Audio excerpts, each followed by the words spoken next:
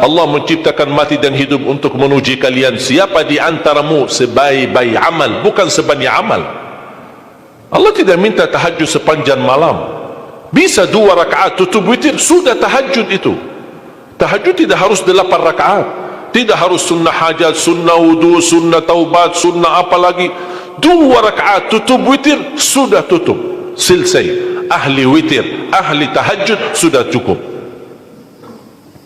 Puasa Ramadan, kita selain bulan Ramadan diberikan kemudahan puasa Isnin Kamis. Kalau tidak bisa 1 hari 1 minggu, kalau tidak bisa pun 3 hari 1 bulan, diberikan kemudahan. Tidak diminta banyak, tidak dibebankan. Wallahi mudah apa yang diberikan oleh Allah dan Rasulnya, mudah diamalkan, tapi pahalanya amat dahsyat.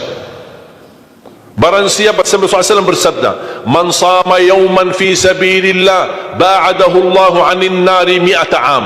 Barang siapa yang berpuasa 1 hari karena Allah, akan Allah jauhkan dari neraka 100 tahun. Ini 1 hari. Bagaimana kalau 30 hari Ramadan? Bagaimana kalau bisa tambahkan salat sunnah-sunnah yang lain?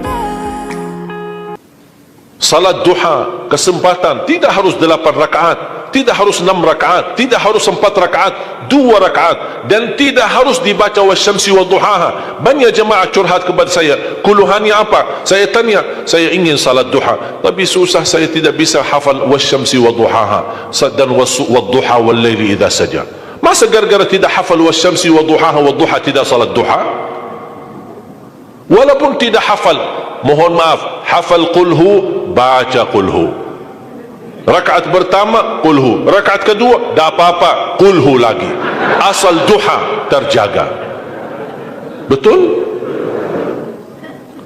Witir jangan lewat 1 malam tidak witir, walaupun tidak tahajud. Iman sah witir tambah tahajud, boleh witir walaupun tidak tahajud, boleh witir walaupun tidak salat malam. Saya punya kebiasaan, habis Isya sunnah ba'diyah, habis itu 3 rakaat sunnah witir, 2 rakaat muqaddimah witir, salam, baru 1 rakaat witir, sudah selesai. Saya beraktivitas kembali, ada jadwal, ada ini, apa kemana saya pulang ke rumah istirahat. Kalau saya bangun tahajud, saya bisa tahajud, belum azan subuh saya masih bisa laksanakan tahajud, tapi tidak boleh witir lagi karena sudah witir duluan, sudah selesai.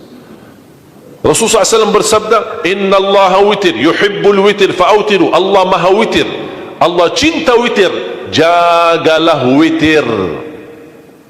Amirul Mu'minin Umar bin Khattab ketika ditanya, kenapa wahai Amirul Mu'minin suka witir sebelum tidur? Kata beliau, saya khawatir meninggal dunia dalam keadaan tidur belum witir. Salat witir, kalau tidak berkesempatan salat malam tidak apa-apa, tapi sudah namamu tertulis ahli witir. Kalau bapak-bapak, ibu-ibu yang sudah biasa bangun tengah malam, suka bangun tahajud, sudah terbiasa, tak apa-apa, boleh witir belakangan.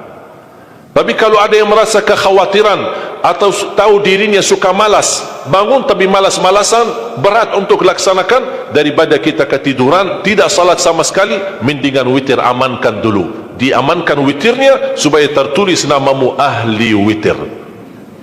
Kalau sempat tahajud syukur, tidak sempat alhamdulillah sudah tertulis nama kita ahli witir. Termasuk baca Quran, sedekah subuh, termasuk amalan yang sangat mudah tapi sangat terbaik dan agung manfaatnya, bahkan dahsyat balasan Allah. Kenapa sedekah subuh lebih istimewa daripada sedekah di waktu lain? Saya meyakini dan tidak diragukan, orang Indonesia paling suka bersedekah.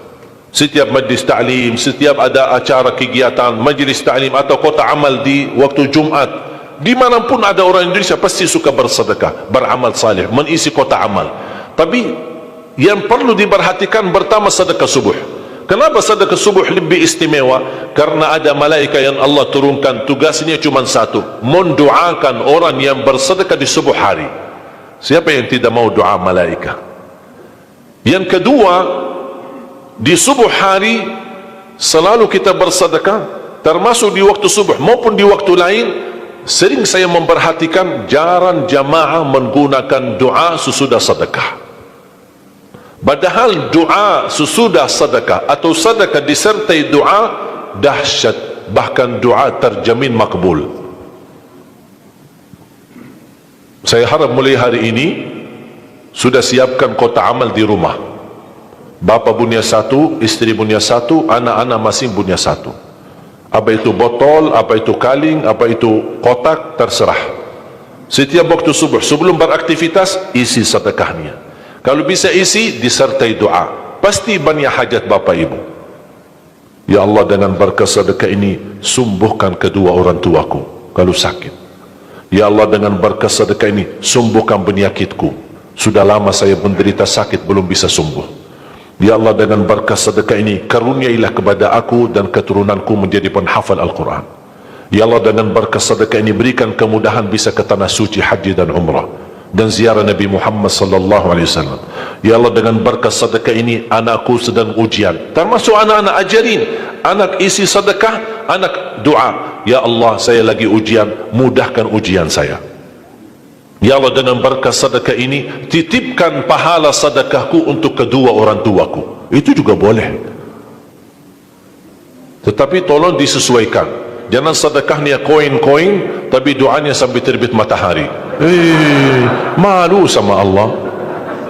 Kelamaan kata malaikat doanya. Padahal sedekahnya teng, teng, teng. Kalau saya usulkan, satu kali sedekah, satu kali hajat.